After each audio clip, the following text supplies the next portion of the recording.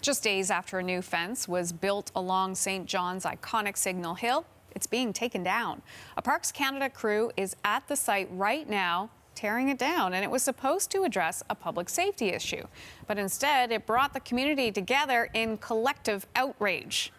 Let's turn to Adam Walsh in St. John's right now. So, Adam, much different view today than it was yesterday.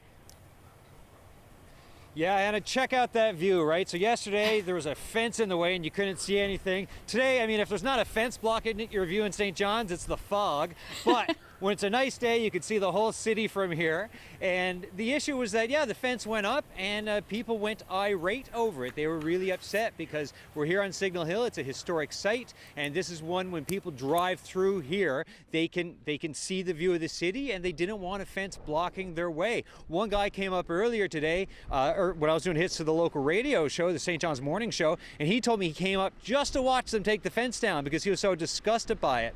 Now, and all morning, Parks Canada workers were here. The rain was coming sideways. The wind was really strong, stronger than it is even now, and they've been taking down that fence. There's only a couple panels left to go. This all started 2 days ago when Rick Mercer tweeted, he took a picture of the fence and tweeted it and said, you know, welcome to NL, Newfoundland and Labrador, nothing to see here. Since then, a local MP, Nick Whalen, got involved. Minister McKenna got involved, tweets back and forth. The fence came down right away, and this is where we're at right now. The view is open. The posts are still up, but the in-between bits are down.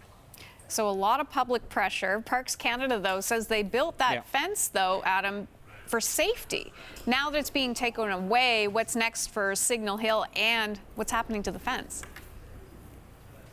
So the thing is, yeah, they said it was for safety, it's for traffic coming through. You get these traditional, these performances of the Signal Hill tattoo in through here, and they talked about it being for safety, but what they're going to do now is they're going to have a temporary barrier. So the wood from the fence, by the way, they're using that. They might use some of that from what I've been hearing for this temporary barrier. Not sure what that's going to look like. What it won't be will be this big 10-foot tall fence blocking the view. We still don't know what's going to happen to the posts, but I mean, you know, maybe on this historic site, there'll be used for historic purposes for memory of the great raging fence debate of 2019 in St. John's. You know, and even with the fog, it still looks beautiful. It's very St. John's-ish.